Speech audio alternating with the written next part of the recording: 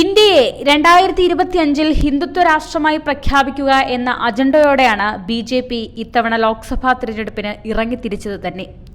അപ്പോഴും ശക്തമായ നിലപാട് CPM-നുണ്ട്. BJP എന്ന വർഗീയ പാർട്ടിയെ ഇല്ലാതാക്കുക എന്നത്. BJP മുന്നോട്ട് വെച്ച മതരാഷ്ട്രവാദത്തെ പ്രതിരോധിക്കുന്നതിൽ രാജ്യത്തെ ഏറ്റവും വലിയ പ്രതിപക്ഷ കക്ഷിയായ കോൺഗ്രസ് ആകട്ടെ പ്രത്യേക പദ്ധതികളൊന്നും തന്നെ ഇല്ലാതെ മൗനം പാലിക്കുകയായിരുന്നു. ഇതിന്റെ ഫലമായി അവരുടെ മുഖ്യമന്ത്രിമാരും പ്രസിഡന്റുമാരും MP-മാരും MLA-മാരും BJP-യിലേക്ക് ഘോഷയാത്ര നടത്തുകയായിരുന്നു. ഈ സമയത്താണ് 23-ാം പാർട്ടി കോൺഗ്രസ് കണ്ണൂരിൽ നടന്നത്.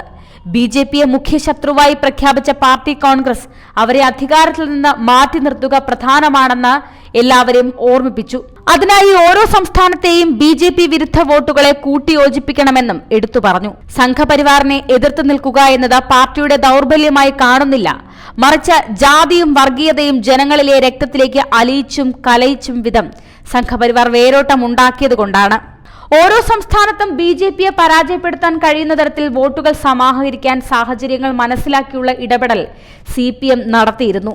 പക്ഷേ തോൽവിയായിരുന്നു ഫലം. വർഗ ബഹുജന സംഘടനകളുടെ നേതൃത്വത്തിൽ ജനകീയ പ്രശ്നങ്ങൾ ഏറ്റെടുത്തുള്ള പ്രക്ഷോഭങ്ങളും ഒപ്പം വികസിപ്പിച്ചെടുത്തു. കേരള സർക്കാർ BJP പിന്തുടർന്ന ആഗോളവൽക്കരണ നയങ്ങൾക്കെതിരെ ബദൽ ഉയർത്തിപ്പിടിച്ച് രാജ്യത്താകമനം മാതൃകയാക്കി. കേന്ദ്ര ഏജൻസികളെ ഉപയോഗപ്പെടുത്തി പ്രതിപക്ഷ നേതാക്കളെ വരെ BJP വേട്ടയാടി.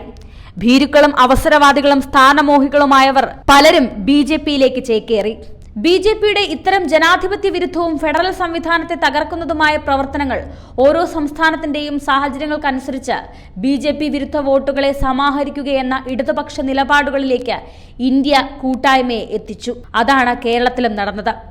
BJP-ക്ക് ഈ തിരഞ്ഞെടുപ്പിൽ കനത്ത തിരിച്ചടിയേറ്റത് മഹാരാഷ്ട്ര, രാജസ്ഥാൻ, പഞ്ചാബ്, ഹരിയാന, ഉത്തർപ്രദേശ് തുടങ്ങിയ സംസ്ഥാനങ്ങളിലാണ്. ഇതിന് ആധാരമായി തീർന്ന പ്രധാന കാര്യം ഈ മേഖലയിൽ ഉയർന്നുവന്ന കർഷക പ്രക്ഷോഭങ്ങൾ കൂടിയാണ്.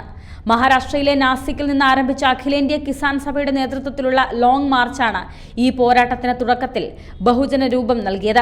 തുടർന്ന് രാജസ്ഥാനിലും ഉത്തരേന്ത്യയിലുമെല്ലാം നടന്ന കർഷക പോരാട്ടത്തിന്റെ നേതൃത്വ നിരയിൽ തന്നെ ഇടതുപക്ഷ കർഷക സംഘടനകൾ ഉണ്ടായിരുന്നു. ഇടതുപക്ഷ ട്രേഡ് യൂണിയനുകളുടെ നേതൃത്വത്തിൽ ഇന്ത്യയിലെ തൊഴിലാളി വർഗവും ശക്തമായ പോരാട്ടം രാജ്യത്തെമ്പാടും ഉയർത്തി.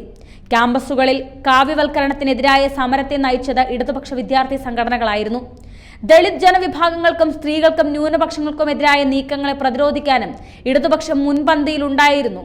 ഫെഡറലിസം തകർക്കുന്ന BJP സർക്കാരിന്റെ നയങ്ങൾക്കെതിരെയുള്ള ശക്തമായ പ്രതിരോധമായിരുന്നു മുഖ്യമന്ത്രി പിണറായി വിജയന്റെ നേതൃത്വത്തിൽ ഡൽഹിയിൽ നടന്ന സത്യാഗ്രഹ സമരം.